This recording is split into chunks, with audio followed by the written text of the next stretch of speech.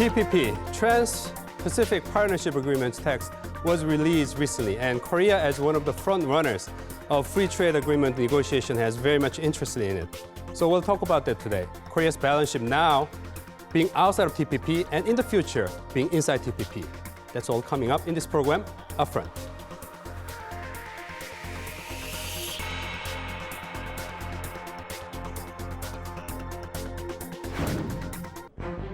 On October, the TPP partnership deal was concluded after 7-year-long discussion by the 12 participating countries. Universities are pleased to announce that we have successfully concluded the Trans-Pacific Partnership. Trans-Pacific Partnership, or TPP, is expected to cover a wider range of trade, including the introduction of rules of origin provisions, internet, and e-commerce. At the beginning of 2005, it was a less influential free trade pact among 4 countries, including Chile and Brunei. But it has drawn global attention since 2008, with the active participation of the U.S. Australia, Vietnam, and Peru expressed their will to participate in the same year when the U.S. joined the trade deal. And there are now 12 participating countries in total after the joining of Japan in 2013. The TPP trade deal has been expanded into one of the largest free trade pact in the world, covering 40% of global GDP. International media focus is on rising competition between the U.S. and China in the context of Asian-Pacific economic integration through the TPP. Korean government has already expressed interest in the TPP by making an official announcement in 2013. But still, it has maintained a cautious approach. The ministers agree that Korea's joining in the TPP coincides with national interest and have decided to show a greater interest in participating in the trade deal. And on November 5th, the TPP's full text was released, in which high tariff elimination rates of about 95 to 100% were detailed.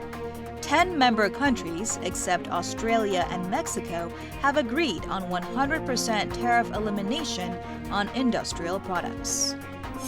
Upfront discusses the expected impact of the conclusion of the TPP on Asian-Pacific economic integration.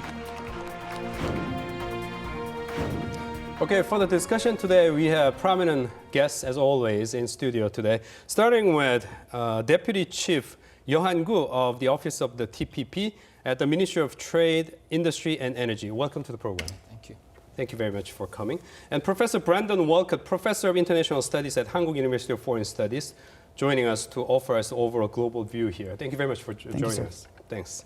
And Vice President Chung Chul of Korea Institute for International Economic Policy. He is also currently heading the Department of Asia Pacific at this time within KIEP. Welcome to the program. Thank you. And Attorney Cho Young-jae, the trade lawyer, who will offer us with the legal-related aspects of this discussion today. Welcome to the program. Thank you, sir.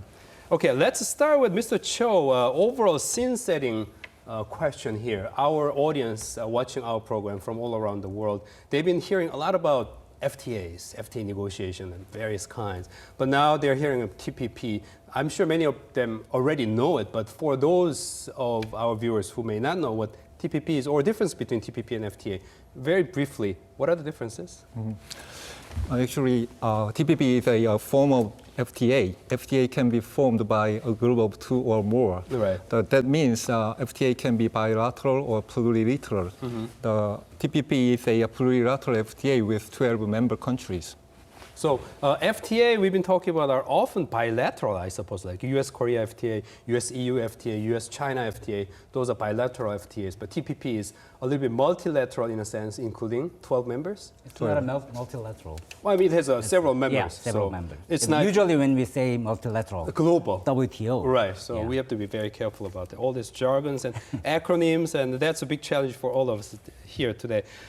Professor Walcutt, tell us about the reason why TPP matters so much for Korea? Korea already has so many FTAs, probably one of the most forthcoming front runners in terms of setting up FTAs, particularly in this region. But why are we so, not exactly uptight, but nervous in a way, sensitive about TPP question when we already have FTAs with almost all members except two, Japan and Mexico? Why is it so important for Korea? Well, I think it's important simply because, number one, although we do have FTAs with 10 out of the 12 countries, we are still talking about a new trade organization that's dealing with, or trade pact that's dealing with, 40% of the world's economy?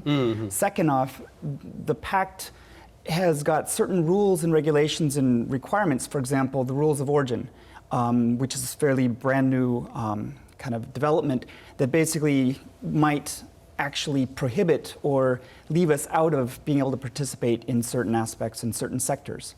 I see. So rule of origin and other kinds of clauses that have been included in the text itself raises a challenge. So we will need to talk about the text itself here.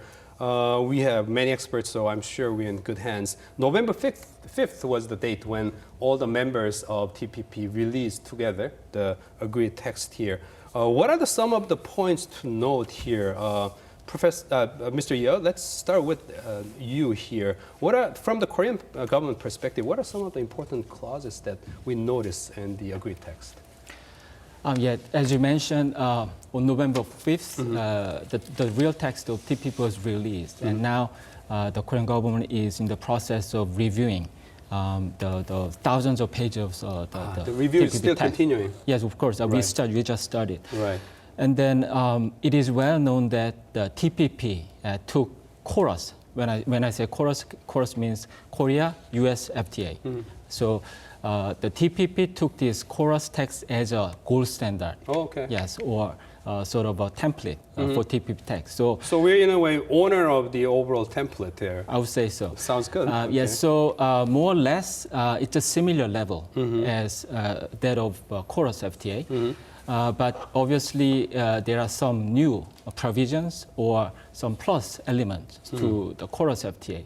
So now we are in the process looking into some of the new elements. For example, state-owned enterprises and small and medium enterprises, development, cooperation and capacity building, and then regulatory coherence. These are some sort of a new element. Right. So now in the process of delving into details of this, the real text. I'm sure all those words that you have just mentioned are Greek to many of our viewers, but let's crack that challenge.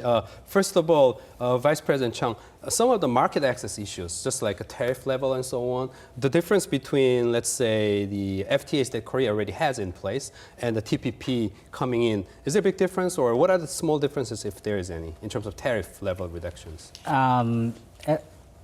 TPP is very similar in terms of the tariff elimination with the KoreaUS FTA. We have the very high level of the tariff elimination. And the TPP was aiming for the 100% tariff elimination, but in the end, there were some exceptions allowed. So it's somewhere between the 95% to 100%. And then it's the period of the tariff elimination. It has very long time period allowed in TPP. Like, as compared to KoreaUS FTA? Compared to KoreaUS FTA, it's about 15 years, the longest. So twice as long. Yeah, but the TPP has about 30 years of phase out of the tariff elimination. What about automobiles and so on? You know, Korea has a big concern about automobiles. Korean automobile exports probably will enjoy the tariff reduction, starting from next year or immediately? Yes, January 1st of next year. January 1st. And then Japanese cars, they will not get to enjoy that quickly, right? Right. Actually, the U.S. tariff rate is 2.5%, and the Japanese will get the tariff elimination of the 2.5% over 25 years. Oh, so that's very gradual. Yes. We'll talk about the ratification process later on in a later part of this discussion, but I'm thinking, how long did it take for Korea from the moment of signing of KoreaUS FTA and then implementation after the ratification? That took so long. 5 years. 5 years. Almost We 5 also years. had to go through renegotiation as well, right? Yes. So there seems to be a complicated story inside the United States, actually. strong opposition. We'll talk about the later part of our discussion here, but the overall, let's see, the other kinds of issues other than the market access issue, I suppose we will have to assign our time later on for discussing them in detail. Okay, can we then move on to the question of, in Korea there have been a lot of discussion about why Korea did not join the TPP negotiation in the first place. Maybe from the third party perspective. I mean, Vice President Chung is working with the government. You're inside the government. So, from a third party outside perspective, you seem to be freer to talk about it. How do you see this discussion, or what seems to be a controversy here in Korea? Why Korea didn't join TPP negotiation in the first place? What is your view about the controversy? It's a very sensitive question for me to answer, but it seems to me that considering that Korea had already FTA with 10 TPP member countries and had been negotiating with China for Korea-China FTA. Right. Against that backdrop, Korean government's choice might be justified as a strategic choice. So that's my brief observation. Right, that was government choice, and government just chose not to get into it. When was the TPP actually began being talked about? Was it 2008? 8? Okay. Yeah, but from 2010, officially U.S. joined, and then we count that from sort of a starting point. Wasn't it the time when Korea was busy working with China about its bilateral FTA? Yes, at that time, a lot of FTAs, including the Korea-China FTA, was going on. But also, we have to remember that the KoreaUS FTA was concluded in 2007, and then it was ratified in 2012. Right. So It was ratification was in 2011. Okay, 11. Right, So, around that time. But yeah, the entry into force. okay, so was the 2012. beginning stage of TPP was exactly coincident with the time when Korea concluded the KoreaUS FTA, and then really focusing on ratifying this mega FTA. So, in that sense, I think it must be reasonable to focus on ratifying and also implementing the KoreaUS FTA, and then let the Korean businesses and also Korean people to get the real benefit from the KoreaUS, instead of starting another big, Because KoreaUS was such a big deal, implementation of it and then showing the result of it was also top priority for Korean governments. Right, And after that, we moved into the FTA negotiation with China. And I wonder, correct me if I'm wrong, I have this image of TPP being very fuzzy for a long time. We weren't sure what kind of deal this would evolve into. And Professor Walcutt, tell me whether you agree with me or not. But when I hear Korean domestic criticism about the Korean government missing so-called chance of joining into the TPP negotiation, I remember when Korean government was so busy at that time. I wonder when the Korean government was ready to get into this very fuzzy process that didn't seem to really produce much of the results. When do you recall was the time when TPP really kind of formed up overall direction, or what it will look like? Did we get to understand it?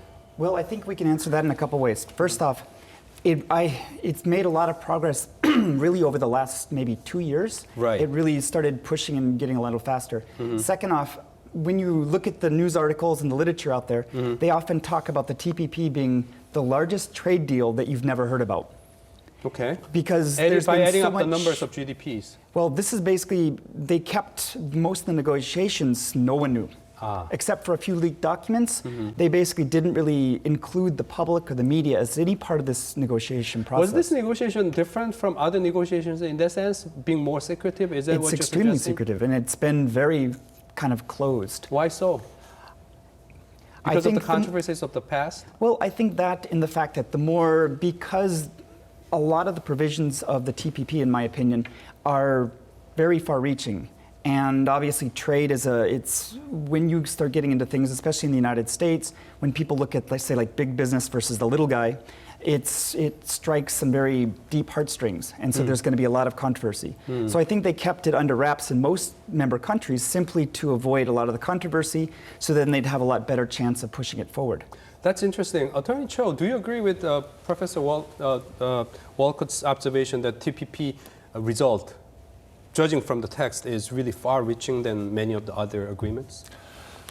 Actually, I have yet to go through the TPP text in more details, but it seems to me that TPP has a similar structure to Korea-US FTA. The one interesting point drawing my attention is that the TPP text encompasses cooperation agenda, like as Mr. Yeo mentioned about the capacity buildings, business facilitations and development, which make me reminisce on APEC, Asia Pacific Economic Cooperation. I do too, right. Yeah, the TPP text actually provides for the accession by APEC members in Chapter 30. So I think I see some relationship between TPP and APEC. Yeah, that's one interesting point. If indeed TPP seems to be materializing what we have tried all along in APEC or in other forum, how would you describe Korean government's posture or condition at this point in preparing for TPP negotiation in the future? I mean, I understand Korean government's official position is that we want to join TPP, right? Where do we stand in terms of preparation for it? Yes. Actually, after this administration was inaugurated in 2013, this administration began to take TPP very seriously. Okay. And began to take concrete measures necessary to prepare for TPP. When you say this administration was very serious about TPP, are you actually saying that from the beginning this administration wanted to join TPP? Actually, I remember government was a little bit late in making up its mind because RCEP, TPP, we'll explain what RCEP is later to our viewers, but China-led regional development and then our bilateral discussion with China. I remember Korea being uptight and very busy. Actually, at the beginning of this administration, when it was June 2013, the Korean government made and announced the new trade policy roadmap, which stated that Korea will aim to be a linchpin of this regional economic integration, and then actively participate in mega FTA such as RCEP, Korea, China, Japan FTA, and TPP. So at that time, at the beginning of this administration, this government set the kind of strategic vision for TPP. But TPP is, it's a very high-level, comprehensive trade agreement, which could affect every corner of our economy. So we needed take enough time to fully understand what's in it, and also build national consensus on TPP. So in the November 2013, the Korean government officially expressed our interest in joining TPP. So it's not official announcement that we'll start joining TPP from now on. But it's not our will alone, right? Even if we decide to join in, they'll have to accept us, right? But you said we decided our position 2.5 years ago.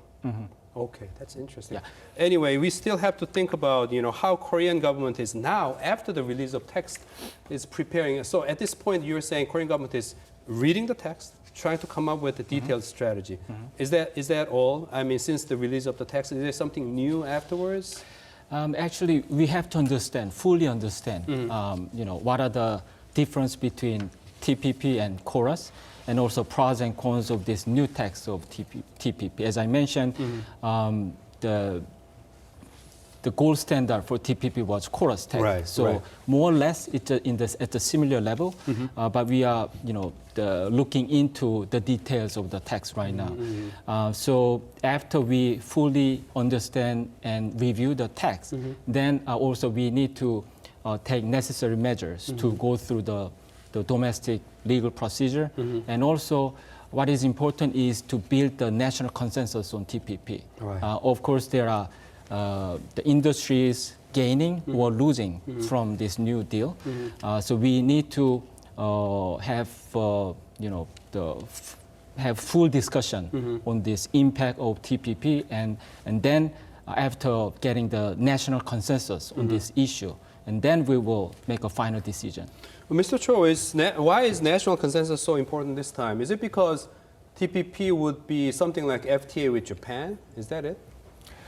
Yeah.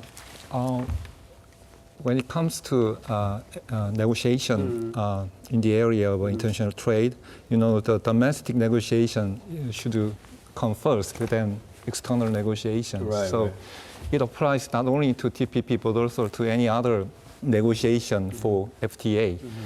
But in case of TPP, I think there should be some strategic choice before us. I mean that we have been pursuing the Korea-China FTA, and nowadays Korea is asked to choose between China and U.S. For a long time, I suppose. Sometime. So at this stage, Korea government should make a strategic determination and get some consent from Korean people to whether to go further with regards to TPP or not. Particularly because Japan is a new entity in this deal, I suppose. Vice President Chung, in Korean media, another concern is if Korea wants to join TPP, it is kind of belatedly, there will be extra, what they call fee charged. Entrance fee. Right, entrance fee. Entrance fee. What is your perspective on that? Will there be heavy one? Is this nonsense, or will there be certain kinds of difficulties? What do you see ahead?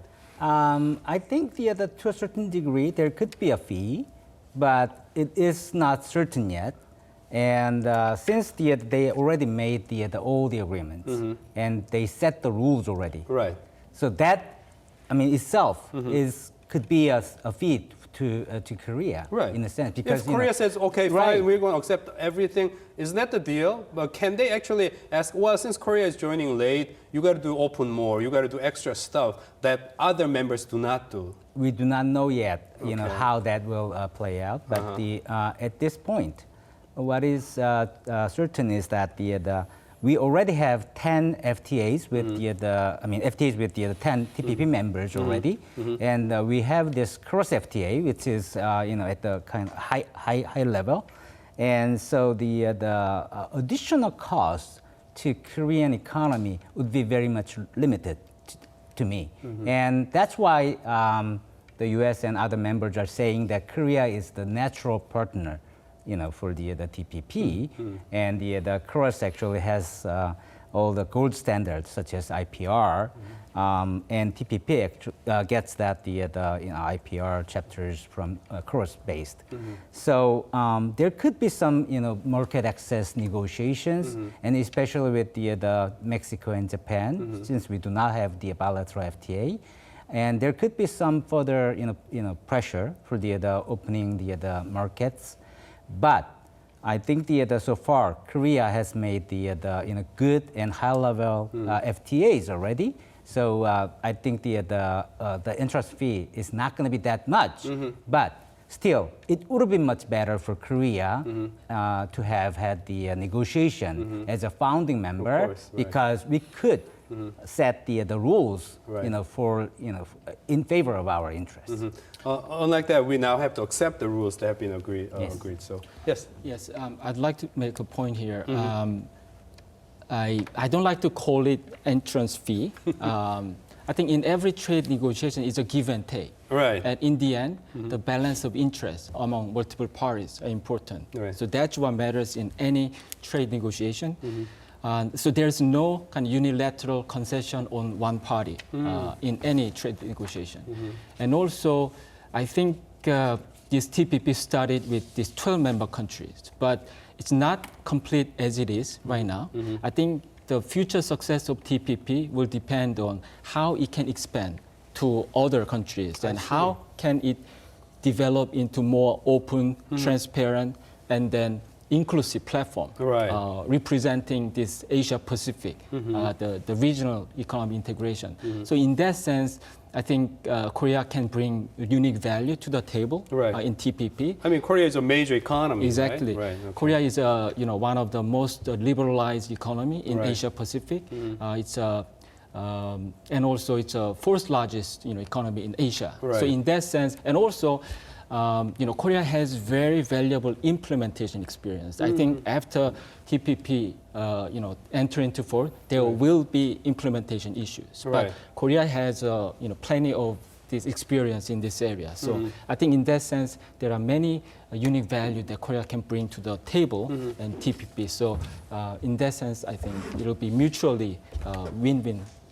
I think we have a better idea about how Korea is going to go about it now. If once Korea joins the negotiation. Thank you very much for that perspective. Professor Walcutt, a lot of people seem to be wondering how, if and when Korea joins TPP negotiation, how it's going to affect the China's RCEP, for instance, right? Regional, another FTA that China is leading, and also Korea's other FTAs. This is a very complicated question, but put it in a very simple way. What would be your response? If we're looking at FTAs with member countries, which by and large we're not, I would say it might actually have a great deal of impact on those FTAs. But since we already have basically FTAs with 10 of the 12 members, right. It won't, I don't think, at least for the existing FTAs, or at least the negotiations we're currently involved in, I don't think it'll necessarily have that big of an impact unless it's simply, as we shift manpower to investigate the TPP and decide whether we're doing there, it might impact just the timelines for those other FTAs, or we might like some of the things that are happening in the TPP or might not, which might actually put more emphasis on what we're doing with other countries. So it's a good question. In regards to RCEP, although we talk about RCEP being led by China, to a large degree, I don't necessarily believe that it's not directly China's trade pact. It's not their baby. I mean, they may be playing a major role in it, and they are probably the biggest economy in it, but at the same time, they're actually, at least from what I've seen, they're taking a little bit of more of a back seat in a lot of the negotiations. They're leading, but at the same time, they're not the primary person in the driver's seat. Right. So we'll just have to see. Something in the future for us to find out, I suppose. Okay, we've been talking about a lot of details about how we got here in the past, looking back. And now we'll take a look at what's ahead. Particularly, we'll take a look at this next video on what was included in the agreed text, and we'll talk about a little bit of details in terms of Korea's balance sheet right after this.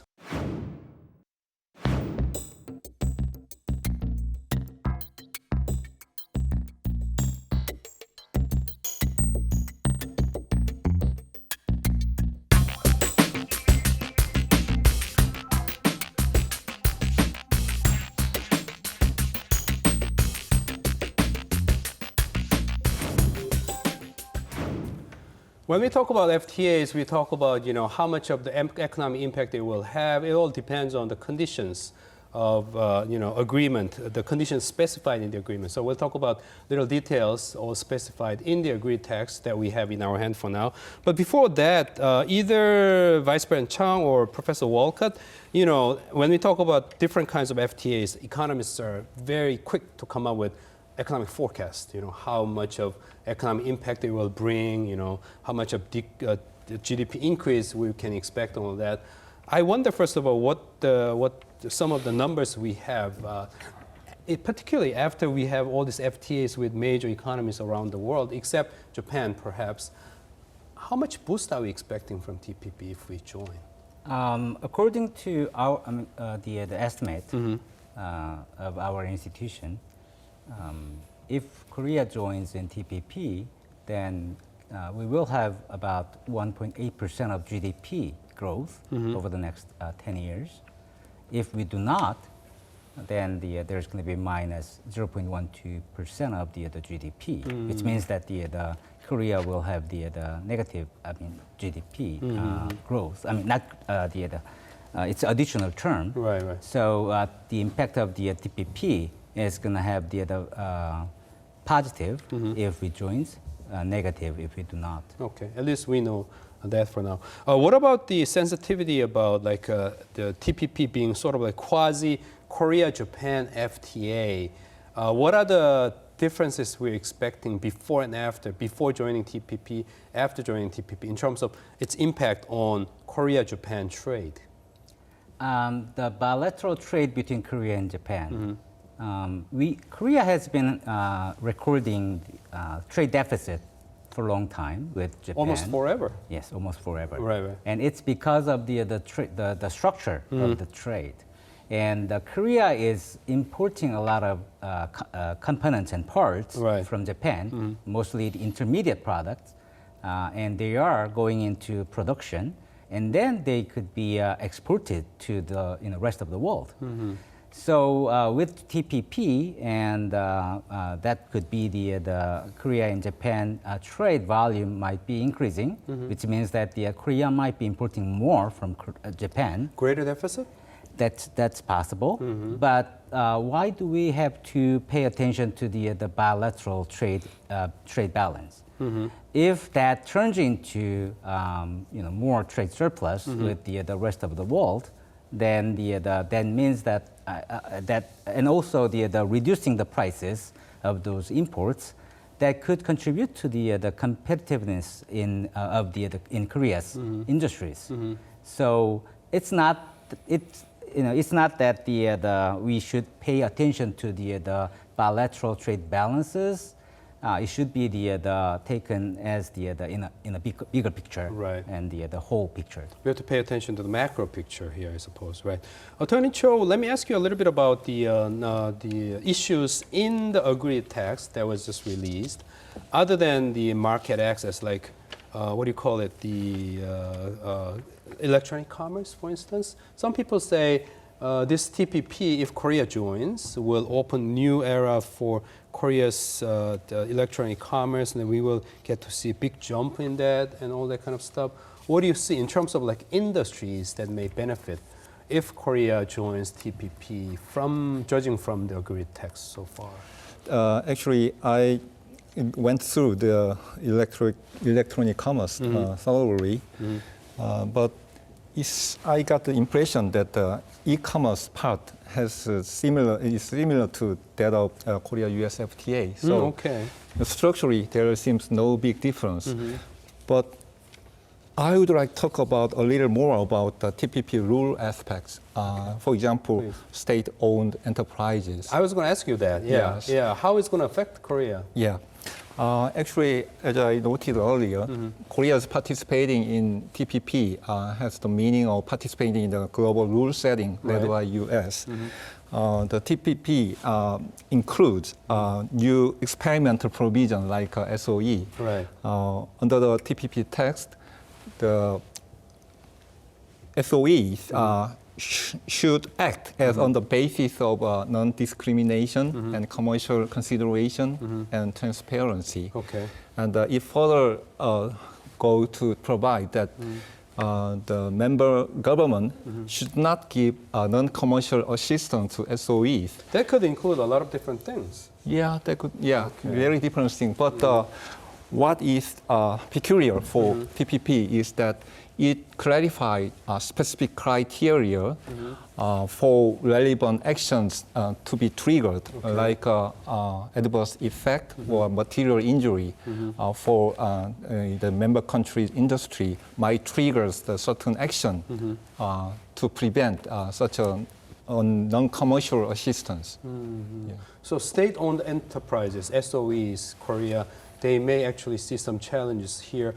Professor Walcutt, yes, your observation, you're reading my mind. One additional thing after that is the provision of the TPP includes a whole new clause in terms of investor state protection. And my personal view is that's going to be a big issue, at least when we start looking at Korea. For SOEs and a lot of other governmental actions that, say American companies would be able to take a look at what the Korean government's doing and say, this is unfair, we don't like this is going to cause us damage, and because of that, we can actually go out and sue you. Right. And ISD, investor-state dispute, has become such a huge issue these days because of Lone Star on the KoreaUS FTA, right? That's what I was thinking of.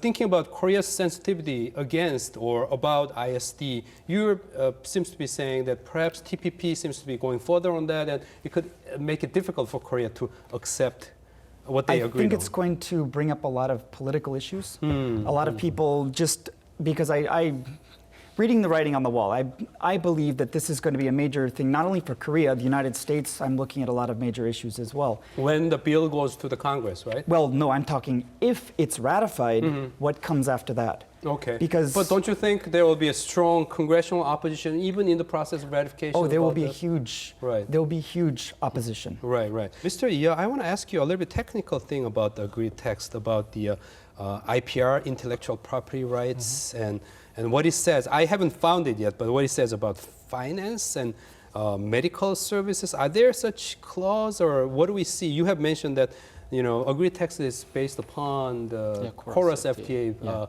The platform. So are we expecting almost similar stuff, or are there anything major new about IPR, finance, medical services? Yeah, I'll try to give you an answer, including the answer from the previous discussion about the text.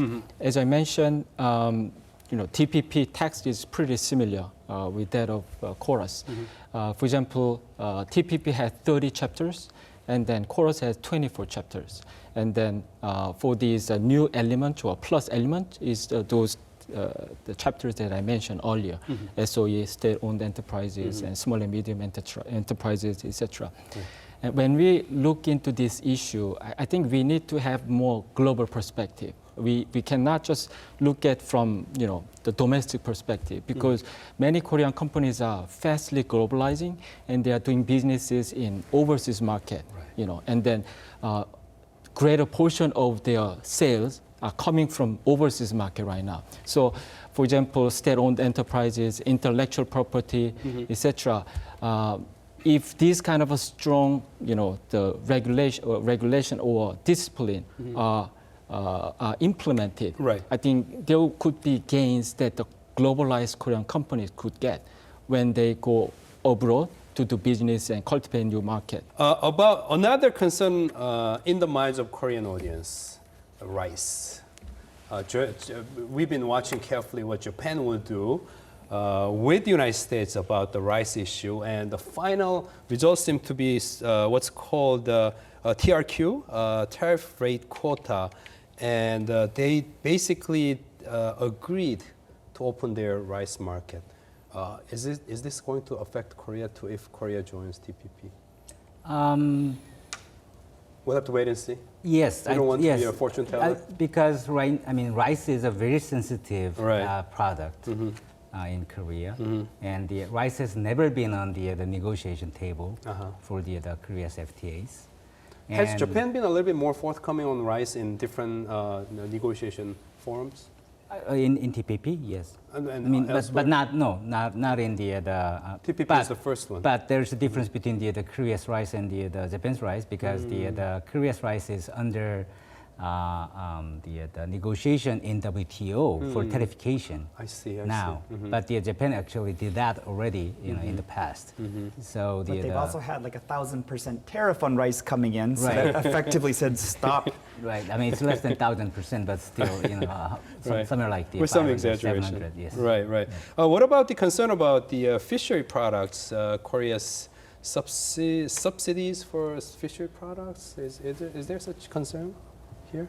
There could be some concerns. I do not want to go in details about it because I'm not an expert on this issue. But there are some concerns, as far as I know, in that sector. But we will have to look into the text, and it will be also subject to negotiation, as Mr. Yeo mentioned. So we cannot just predict at this point of time. Okay, let's leave it open on that. Yes, I'd like to mention that. Yes, TPP, when the text was open, and we found that, yes, obviously this TPP is a very high level and very ambitious, the trade agreement. But also, we find that every country has sensitive area. Right, and then every country negotiated various ways to reflect their sensitivities in whatever way. So yes, Korea has a lot of sensitivity in some areas, but I think it's up to the negotiation later if we decide. Right. But if we go back to whether there could be a disadvantage for Korea to join in late, because when there was everybody was negotiating. Right. There could be some kind of the deal, big deal made at the same time. But if Korea is going to go into TPP and that negotiation, some of those exceptions allowed and so on, could be a little bit more difficult. I mean, of course, it could be a give and take, but we could. I personally think that that there could be a little bit different negotiation in terms of that kind of exceptions. So we want to remain open about the future at this point, right? Mr. Yeo, one technical question that Korean media has been talking a lot about, the rule of origin issue. Do they call it cumulative rule of origin or like some kind of different preferential? Yeah, full cumulation. Full accumulation of rule of origin. Yes. What is the idea and how is it going to affect Korea? Yes, I think one of the rules of origin, especially full accumulation, is one of the very unique feature which could be introduced to this type of mega FTA. The idea is that it gives flexibility to companies operating inside the TPP region, that they can source from any countries as long as they source from inside the TPP. So it gives the companies flexibility in terms of their sourcing option. So this is idea, but in reality, it's very complicated. And I think it's kind of a first of its kind to be introduced to this, the mega size of the market. Right. So we have to see how it will be operated in reality. And for example, in order to get the recognition for the rules of origin by accumulation, you have to have all the documents ready from the first vendor, second vendor, third vendor. I mean, it's a big companies, it's no problem. But for small and medium enterprises, it's a big challenge. Very technical. So it will take some time for those rules of origin, full accumulation to really, take in shape and then have a full, impact on the reality. Yeah. Sounds good. We have to move on to the next topic here. I think we have offered enough challenge for our viewers with all this technical details. So we'll move on to a discussion that could be a little bit easier for you to understand. That is international dynamics. We'll take a look at these interviews and we'll go on to discuss overall international dynamics that defines the overall the context of discussion that we're having today. So we'll be back right after these interviews. 2015 Seoul Conference on Trade and Industry was held on November 10. Under the theme, A New Paradigm for the World Trading System, various discussions were made regarding the expected impact of the settlement of the TPP and Korea's response. Upfront had a chance to hear from the two TPP experts who participated in the forum. Well, the U.S. has been a very important participant in the Asia-Pacific economy really since the end of World War II, and built very close trade relationships with Japan, with Korea, now with China. So it's been around for a long time, and now that the region is becoming so successful and is in many ways becoming the center of world trade, the U.S. wants to stay here. This is the time when some of the benefits of close cooperation with the region can be realized. So I think it's a good idea. It makes all the sense in the world. Well, Korea has three big potential gains from this. Remember, Korea already has a free trade agreement with the United States, so access to the American market itself is not so important. But access to the Japanese market is, access to the Mexican market is, and even improved access to some of the markets of other countries in the region with which Korea sometimes already has an FTA. Even that will be a benefit.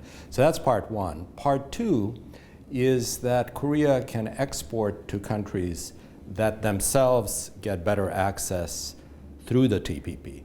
For example, Vietnam is likely to get a pretty big boost in its exports of garments, footwear, and so on. And Korea is quite good at making some of the materials that are involved in those products. And last, but maybe most important, is that Korea, very important in trade in the world for a long time, will find itself once again at the center of what I think is the most interesting development in trade policy, and it can play an important role in seeing how the TPP develops, maybe even in helping to engage China in the TPP process? Well, it really depends on the speed of the tariff and the other barrier eliminations. And if you look at the TPP between Japan and US, well, it takes 25 years for US sides to eliminate the tariff for the Japan's finished car. But so it depends. But my sense is that after all, for instance, electronic industries are virtually in FTA because both parties has a zero tariff under the WTO. And what's are left? Well, maybe some machineries and automobile parts, but actually Korea has been exporting more automobile parts to Japan than import these days. So personally think, well, industrial sector won't be that difficult, but rather the agricultural sectors will have to go through some political conflict between the two parties. Because we are competing in this section very fiercely. Japan-EU FTA, we are supposed to conclude the negotiation within this year, but we failed, and Europeans seems to be busy with many different ideas. But I think it's the matter of time, and once it is established, we'll try to have some convergence among the TTP and Japan-EU and TTIP, and that's the FTA between Europe and the United States.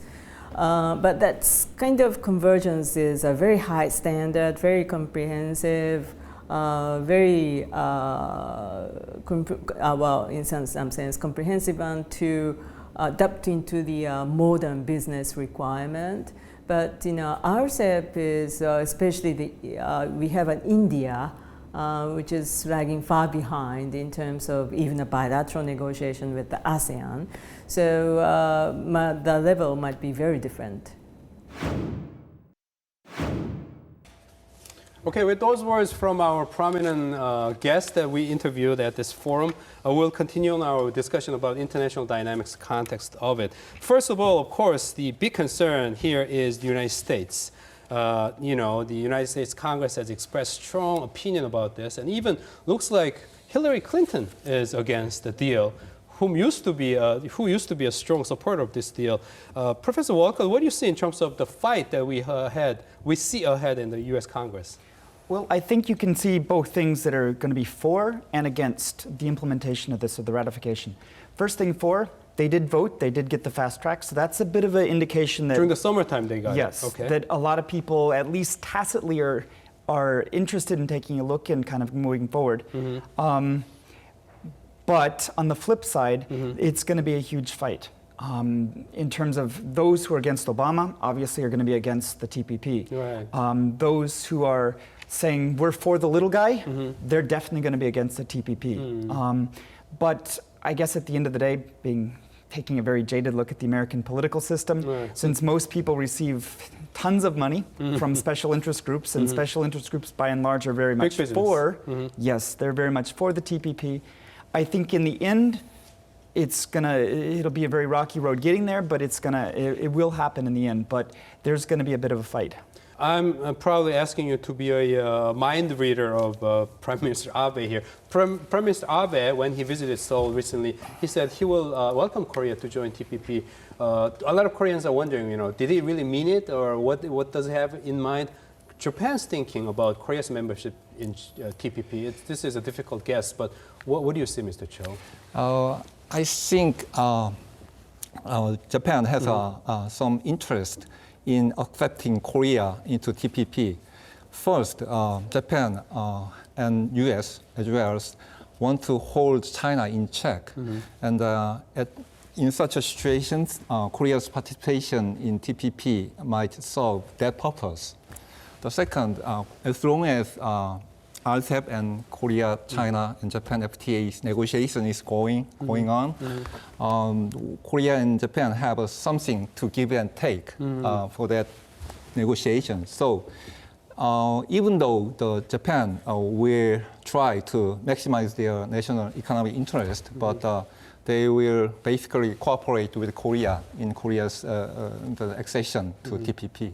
Makes sense. Vice President Chung, some people are saying China could just say, forget about RCEP, I'll join TPP, we'll join TPP. Does it make sense? Do you see China coming into TPP's negotiations sometime in the future? When I visited Beijing last month, they said that there are lots of the discussion about the TPP and even considering the joining TPP as an option.